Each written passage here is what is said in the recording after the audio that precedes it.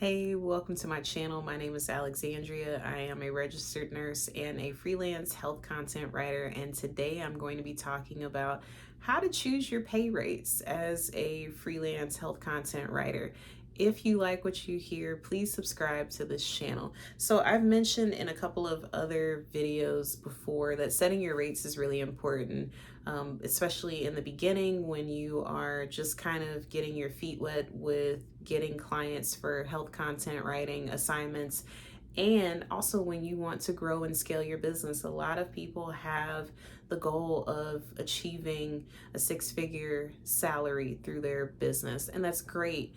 But it's really hard to do that when you don't do something as simple as setting your rates. And I know for me, it took me a really long time before I started to even get comfortable with the idea of setting my rates, because I am a nurse and I don't know why I downplay that, but I do. And I get the feeling that I'm not alone when I say that. And sometimes I have a hard time putting a value, a dollar value on my time, on my expertise, on my license, on my experience in something. And the reality of it is, as harsh as it may sound, other people have no problem whatsoever putting a value on your time, your expertise, your experience, your license. So why aren't you? And that was something I really struggled with and really had to force myself to sit down and answer that question. So there's a couple of different ways that you can choose how you want to set up a rate for yourself, for your your experiences, for your content that you write for your clients. So the first rate is pay by assignment. A lot of people do this, and I've done it. I've had clients that will ask me to write, a 1,500 word article for, $500. This is a great rate, or a great way to set your rates when you know exactly how long the assignment is going to take.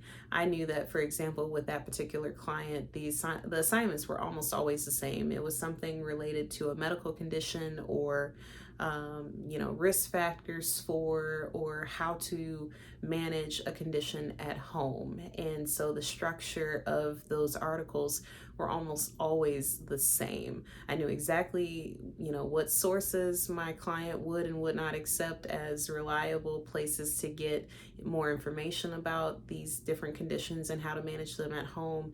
I knew exactly the headlines that the clients would want, and that made it so much easier for me to accept a pay per assignment rate. There's other types of rates, though, I want to make sure that I cover. Pay per hour is one, and then pay per word is another. Now, with pay per hour, this is typically something that people will choose when they don't know exactly how long the assignment is going to take them.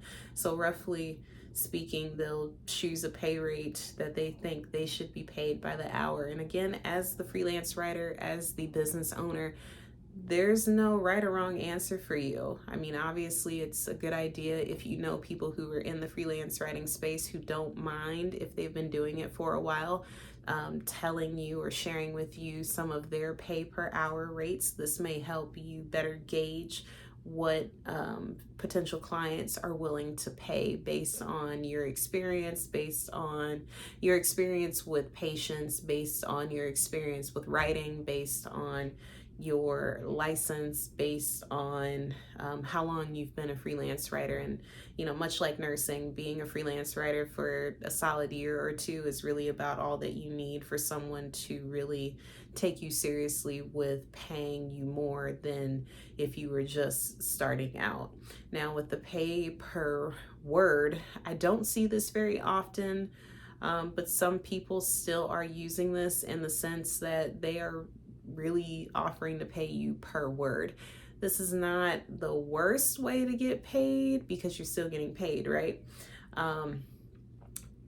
But it's just not something that's seen too common. I've seen pay rates as low as a penny. I've seen pay rates as low as 3 cents.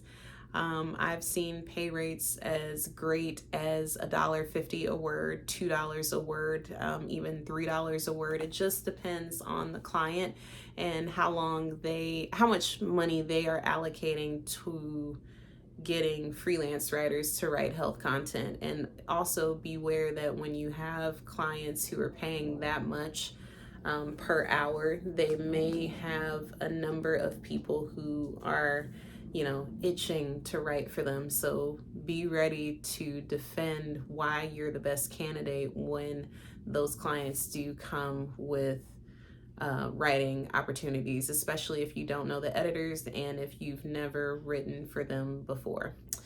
That is all I have for this episode. Please subscribe to the channel if you feel as though this content has been helpful in any way, and I look forward to seeing you in the next video.